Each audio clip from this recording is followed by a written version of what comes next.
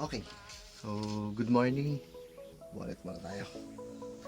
Ang video natin ngayon is kung paano mag-apply ng driver's license dito sa Canada. So kung may driver's license ka sa Pilipinas, may mga steps na gagawin para makapag-apply ng driver's license dito sa Canada. So pagka-land mo dito sa Canada, meron kang 90 days para gamitin ang license mo as class 5. Meron kang 3 months para makapag-drive dito gamit ang license mo from Pilipinas. So, ang first step to take the knowledge test. Ang knowledge test is composed of 50 questions and kailangan mo ng 40 correct answers para makapasa. Ang knowledge test dito is computer-based, so para siyang kiosk lang, hour to finish the exam for 50 items. Pag naka 11 mistakes ka na, automatic makuklose na yung exams kahit hindi mo pa natatapos yung questions. So kung tatanungin nyo kung paano mag-review para sa knowledge test, may makukuha kayo na free reviewer or booklet sa kahit anong ICBC Driver's Licensing Office, or pwede nyo i-download yung app sa cellphone nyo at mag-practice test. So yung mga example questions ng knowledge test is ganito. So ito yung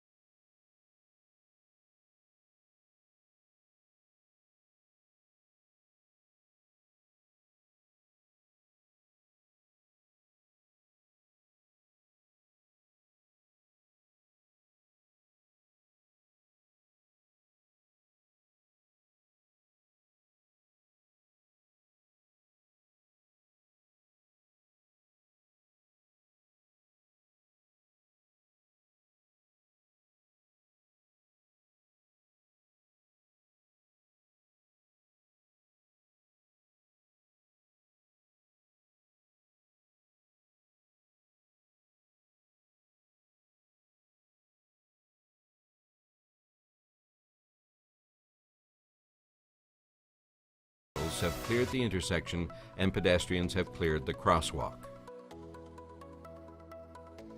Pag ready ka nang mag-take ng Class 5 or full license driving exam mo, kailangan mo lang magpunta sa icbc.com para magpa-schedule ng driver's test mo. Experience ko, mas pinili ko yung time na lunch time kasi kukunti yung pedestrian, hindi busy yung street, mas advantage sa'yo kasi ito yung hazard sa daan.